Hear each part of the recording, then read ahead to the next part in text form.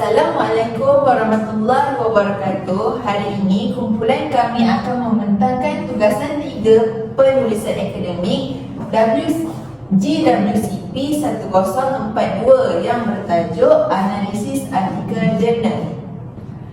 Saya Nur Aisyah Natasha Muhammad Razif dan rakan sekumpulan saya Muhammad Azhan bin Muhammad Nazri, dan saya Muhammad Harizuddin bin Muhammad Zaharuddin. Isi kandungan yang terdapat dalam pembentangan kami, yang pertama kami akan menerangkan tentang pengenalan, kedua analisis keutuhan wacana, yang ketiga analisis sumber rujukan, seterusnya analisis kejelasan dalam penulisan, dan akhir sekali adalah kesimpulan. Pertama sekali, artikel ilmiah ialah sebuah penulisan akademik di mana ia bertujuan untuk menyampaikan hasil penelitian atau analisis yang dikaji dalam bidang ilmiah. Penulisan ini ditulis dalam format yang sistematik dan dapat difahami, dan ia juga mempunyai keutuhan wacana. Baiklah, analisis keutuhan wacana. Analisis ini merujuk kepada proses menilai sejauh mana sebuah wacana atau teks tertentu dapat difahami secara utuh dan koheren. Terdapat 4 jenis keutuhan wacana. Yang pertama, keutuhan semantik, keutuhan leksikal, keutuhan gramatikal, dan yang terakhir, keutuhan fonologi. Okey, keutuhan semantik. Keutuhan semantik ialah bidang yang menyelidik bagaimana perkataan, frasa dan ayat tertentu dalam bahasa tertentu yang digunakan dalam komunikasi lisan ataupun tulisan. Terdapat pelbagai jenis keutuhan semantik, antaranya ialah hubungan sebab dan akibat. Menurut Sarah Bedin 2023, hubungan sebab dan akibat menunjukkan bahawa sesuatu akan berlaku kerana sesuatu yang lain. Contoh ini diambil daripada artikel jurnal yang kami kaji. Hal ini menunjukkan bahawa kajian berkaitan kesalahan berbahasa dalam penulisan kewartawanan memerlukan kajian lanjutan agar kesalahan tersebut dapat dibendung daripada terus berlaku. Seterusnya ialah hubungan sebab dan hasil. Hubungan sebab dan hasil bermaksud kerana sesuatu perkara akan menghasilkan sesuatu hasil.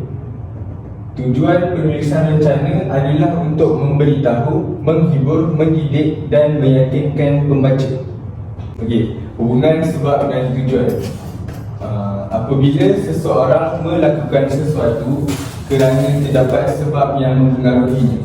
Sebagai contoh, walaupun penulisan rencana dalam akhbar agak terbatas berbanding penulisan berita, penulisan rencana mempunyai fungsinya yang tersendiri untuk mempengaruhi minda membaca. Penggunaan hubungan dan sebab ini diambil daripada petikan artikel pada halaman 55 dan 56. Seterusnya ialah hubungan perbandingan. Hubungan ini berlaku apabila sesuatu dibandingkan dengan yang lain. Ia boleh menjadi positif ataupun negatif, tetapi ia tidak boleh ditunjukkan secara berlawanan. Sebagai contoh, daripada jumlah tersebut, akhbar BH mencatatkan jumlah tertinggi dengan 9 penggunaan berbanding akhbar UM yang mencatatkan sebanyak 5 penggunaan sahaja. Perkataan berbanding telah menunjukkan perbandingan antara akhbar BH dan akhbar UM. Seterusnya ialah hubungan parafrasa. Hubungan parafrasa menunjukkan bagaimana satu bahagian wacana berkaitan dengan isi bahagian lain. Sebagai contoh, Paimah 2004 menyatakan bahawa pembaca akan gagal menghayati sesuatu ayat jika ayat itu mengandungi deretan fakta. Malah pembaca juga akan mengalami kesukaran untuk memahami ayat tersebut jika ayat tersebut tidak mantap dan tergantung. Oleh hal yang demikian, penulis perlu mengelakkan penerangan ayat yang berlebih-lebihan dan menitik beratkan penggunaan ayat yang singkat dalam pembentukan sesuatu ayat seperti yang disarankan oleh Waterhouse 1989. Hubungan ibarat merupakan salah satu daripada keutuhan semantik. Hubungan ibarat ini menggunakan perkataan yang dapat mentafsirkan maksud yang telah dinyatakan pada ayat sebelumnya. Seperti contoh yang dipetik dalam jurnal artikel, penggunaan kata yang khusus sifatnya seperti kata bernas, tepat dan baik adalah antara contoh pilihan kata yang wajar digunakan bagi menggambarkan maksud keseluruhan ayat dengan lebih tepat. Penggunaan kata seperti membawa hubungan ibarat. Aspek seterusnya ialah keutuhan leksikal. Keutuhan leksikal bermaksud terdiri daripada makna kata itu sendiri tanpa mengambil kira cara ia digunakan dalam ayat. Maksud leksikal boleh dianggap sebagai takrif, kata yang diambil daripada kamus. Kejelasan perbincangan akan dipengaruhi oleh bentuk leksikal yang mempunyai hubungan makna menurut McCarthy 1991. Di bawah keutuhan leksikal terdapat sinonim. Sinonim ialah penggunaan kata yang menunjukkan ketidakpastian dalam penulisan kewartawanan, menyebabkan pembaca menjadi was-was dan ragu-ragu terhadap kandungan penulisan rencana. Kata-kata yang mempunyai makna yang sama atau hampir sama. Seterusnya, perkataan ragu-ragu dan was-was merupakan kata seerti atau sinonim. Seterusnya ialah keutuhan gramatikal, merupakan aspek yang di bawah keutuhan wacana. Perkataan gramatikal berasal dari perkataan gramatis yang bermaksud dengan cara yang teratur menurut Kamus Dewan Perdana 2021. Di bawah keutuhan gramatikal terdapat tiga iaitu pengimbuhan, penggandaan dan pemajmukan. Pengimbuhan ialah proses menggabungkan imbuhan kepada kata dasar untuk mengeluarkan perkataan dengan berbagai makna dan fungsi namunya.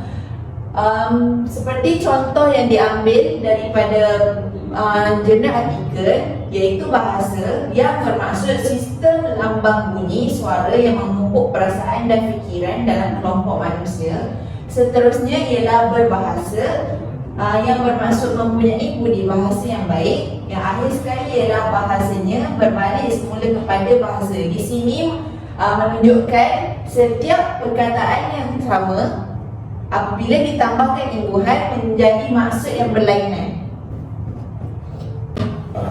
Seterusnya ialah penggandaan. Penggandaan merupakan proses mengulangi kata dasar dalam bentuk penuh, separuh atau berentak bergantung pada rentak bunyi. Berikut merupakan contoh-contoh yang diambil daripada petikan jurnal.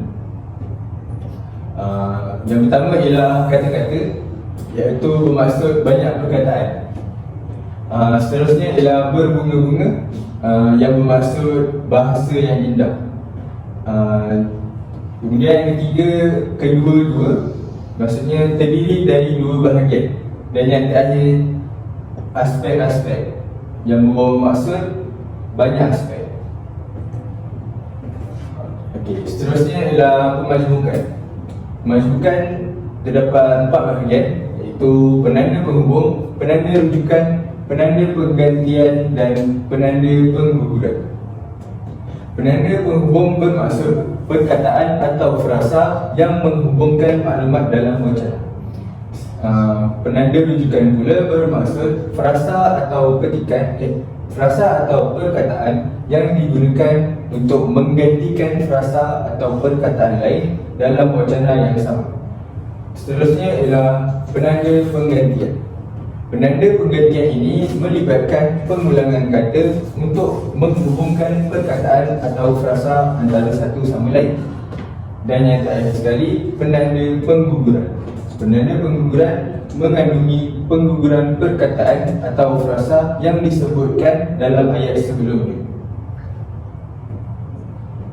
Baiklah, untuk penanda penghubung, Yang pertama, penghubung tambahan, iaitu maklumat tambahan.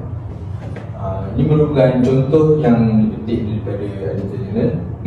Selain penerangan yang berlebih-lebihan, terdapat juga beberapa kesalahan lain seperti penggunaan kata sinonim yang menyebabkan struktur ayat tersebut menjadi lewat.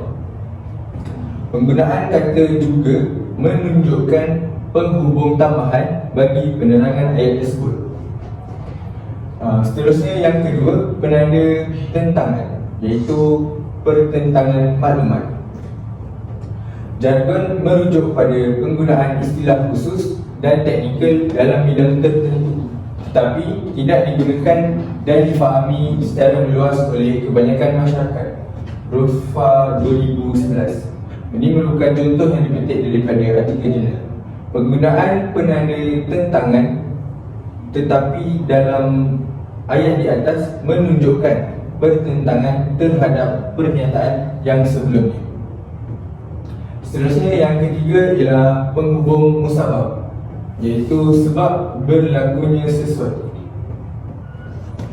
Sebagai contoh, kata tersebut merupakan kata tidak lazim kerana tidak digunakan secara meluas dalam kalangan masyarakat, sekaligus mungkin menyukarkan pembaca untuk memahami kandungan rencana itu dengan baik. Penulis menyatakan asbab dengan menggunakan perkataan kerana.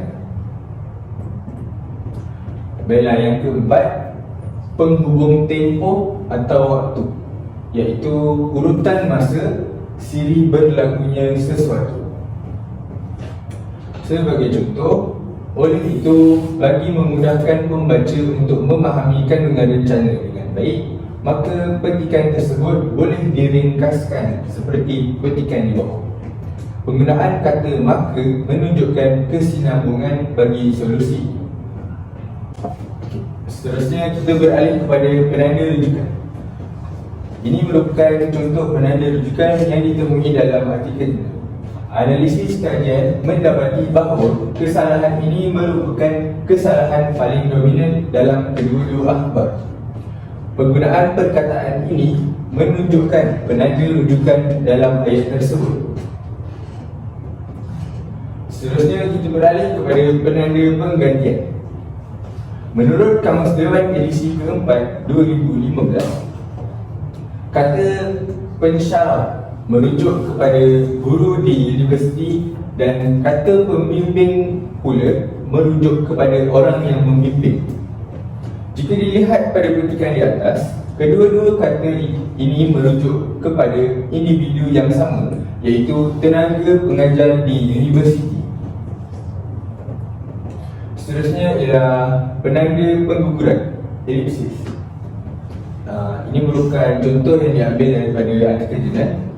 Sesetengah penulis menulis dengan menggunakan pendekatan psikologi melalui pemilihan kata atau pembentukan ayat yang mewujudkan sentimen tertentu, dan sesetengahnya pula menggunakan pendekatan yang berbentuk natural atau objektif.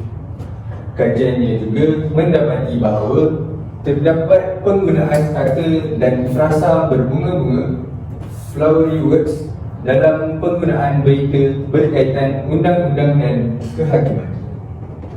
Penggunaan kata kajiannya juga telah menggantikan struktur ayat yang sebelum. Keutuhan yang terakhir dalam keutuhan wacana ialah keutuhan fonologi. Keutuhan fonologi ialah sesuatu yang boleh dilihat melalui hentian suara, nada suara dan intonasi suara. Yang pertama ialah hubungan dari segi hentian suara atau kesenyapan. Hubungan dari segi hentian suara atau kesenyapan dapat dilihat melalui penggunaan tanda baca iaitu koma. Seterusnya hubungan melalui intonasi suara, dan akhir sekali ialah hubungan berdasarkan nada suara. Kita akan beralih ke subtopik yang seterusnya, iaitu sistem analisis sumber rujukan. Analisis sumber rujukan terbagi kepada tiga, iaitu sistem rujukan FAA edisi ke-7 dan enjin carian sumber ilmiah. Untuk sistem rujukan Sistem rujukan merupakan satu sistem yang digunakan dalam pendidikan dan bidang bahasa. Sistem ini juga digunakan untuk membuat semakan dan suntingan dalam teks. Untuk sistem rujukan APA edisi ke-7, penggunaan APA edisi ke-7 telah diguna pakai sejak Oktober 2019 di seluruh dunia. Citasi dan rujukan APA edisi terkini perlu dikuasai oleh pelajar IPT kerana penting dalam penulisan akademik. Berikut merupakan contoh rujukan sistem APA edisi ke-7 untuk buku. Bahagian rujukan buku perlu dicatatkan nama penulis, tahun, judul buku perlu diitalik dan penerbit. Di sini kita dapat lihat Muskaila Samani sebagai penulis. 1997 merupakan tahun. Penulisan rencana berkesan ialah judul buku, dan Kuala Lumpur Dewan Bahasa dan Pustaka ialah penerbit buku tersebut. Akan tetapi menurut sistem APA edisi ke-7, kesalahan di sini kita dapat lihat pada Kuala Lumpur. Dalam sistem APA edisi ke-7 tidak perlu menyatakan tempat penerbit sebuah organisasi penerbit buku. Yang seterusnya ialah bab dalam buku. Contoh di atas merupakan sumber rujukan daripada bab dalam buku. Bahagian rujukan bab dalam buku perlu dicatatkan nama penulis, tahun judul bab yang ditulis, nama editor. Sekiranya nama editor melebihi dari seorang, perlu diletakkan EDS. Judul buku perlu diitalik, halaman serta penerbit. Kita dapat lihat berdasarkan contoh Arba'i Sujud merupakan penulis, tahun 2010 merupakan tahun judul bab tersebut ditulis, dan nama editor ialah Muhammad Sharifuddin Yusof. Arba'i Sujud dan Zaidul Azma Zainul Hamzah perlu diletakkan EDS. Tambahan lagi, sebelum nama terakhir editor perlu diletakkan dan. Judul buku ialah Penyelidikan Linguistik Bahasa dan Budaya, Pembukaan Perpaduan, halaman iaitu pada muka surat 402 hingga 411. Akhir sekali, penerbit iaitu Serdar Universiti Putra Malaysia. Seterusnya, contoh untuk tesis.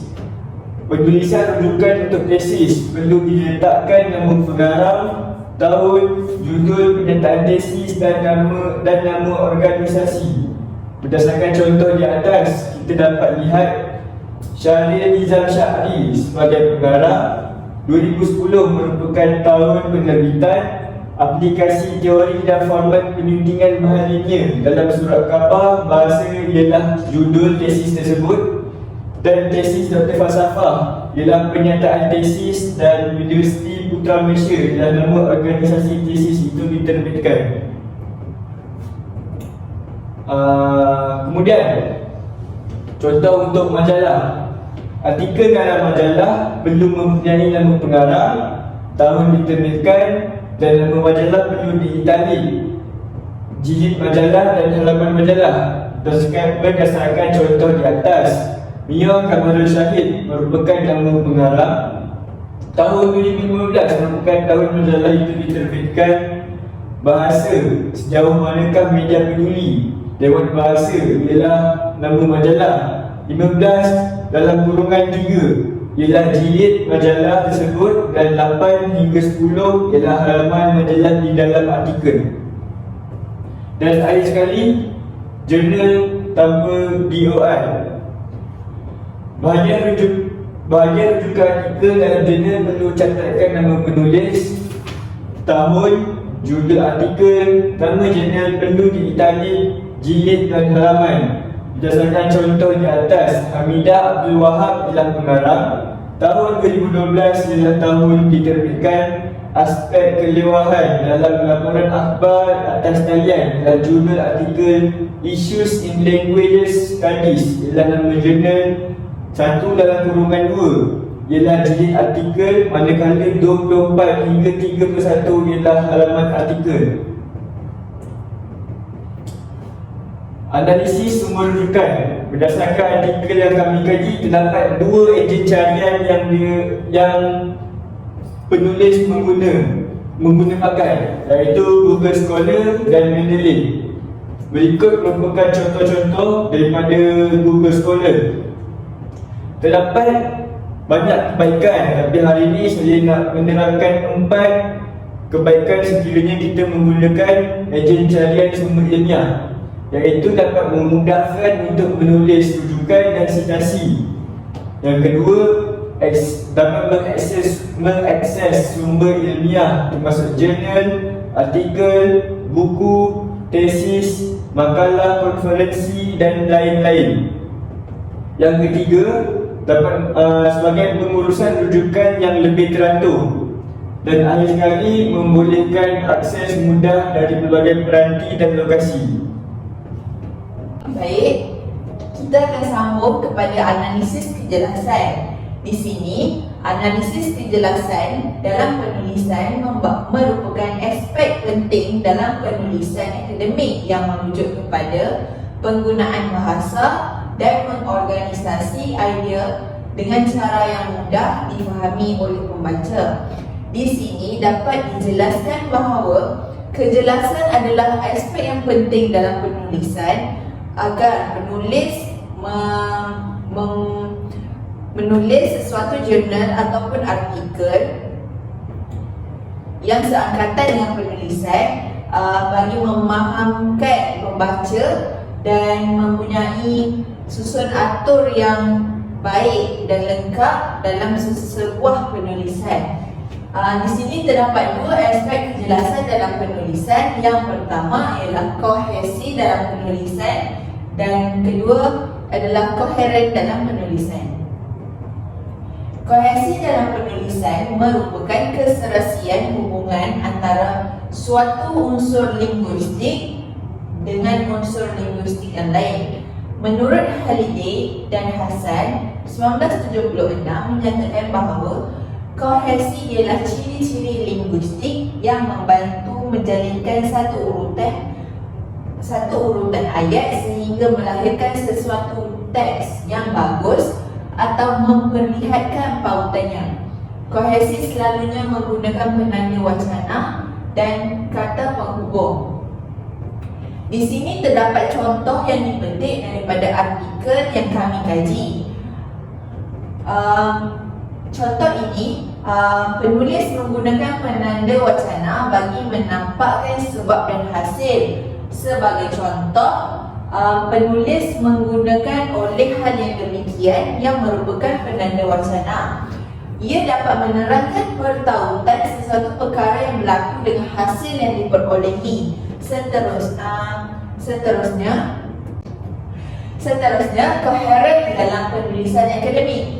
Perantaraan gagasan idea yang menunjukkan sesuatu idea atau buah fikiran yang digabungkan dalam sebuah cerita atau peristiwa bagi membentuk teks. Kesinambungan idea yang diatur secara tersusun yang mempunyai jalinan yang kemas dan rapi menghasilkan wacana itu suatu teks yang bermakna. Di sini penulisan haruslah mempunyai koheren yang mempunyai kesinambungan idea daripada satu ke idea yang lain. Gagasan idea yang terhasil dan digunakan bagi menyampaikan sesuatu dan idea tersebut mengandungi makna yang ingin disampaikan. Ini adalah contoh yang kami cari di dalam jurnal artikel yang kami kaji. Next. Petikan 1 dan petikan 2 menunjukkan kesinambungan yang bagus dalam menjalinkan isi pada petikan 1 dan 2, iaitu tentang kesalahan bahasa dan kelewahan bahasa. Isi yang utama perlulah di permulaan perenggan dan diikuti oleh kesinambungan media, hujah dan contoh dalam satu perenggan. Petikan 1 dan 2 tadi menunjukkan bahawa isi utama yang diletakkan oleh penulis adalah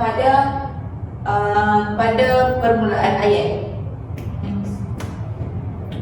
Kesimpulannya, penulis haruslah memahami aspek keutuhan wasana agar penulisan akademik tersebut adalah penulisan yang mantap. Seterusnya, penulis juga perlulah mengaplikasi peraturan menulis rujukan agar setiap rujukan itu berbeza mengikut kategori. Hal ini kerana rujukan merupakan satu aspek yang penting dalam penulisan untuk menunjukkan sesuatu penulisan itu adalah penulisan yang baik. Kejelasan dalam penulisan merupakan hal yang perlu dititik beratkan dalam menghasilkan sesuatu penulisan akademik. Yang akhir sekali, penulis perlu melatih diri untuk sentiasa menggunakan aspek kohesi dan koheren dalam penulisan agar mempunyai kesinambungan daripada perenggan ke perenggan yang lain. Ini adalah rujukan kami. Sekian, terima kasih.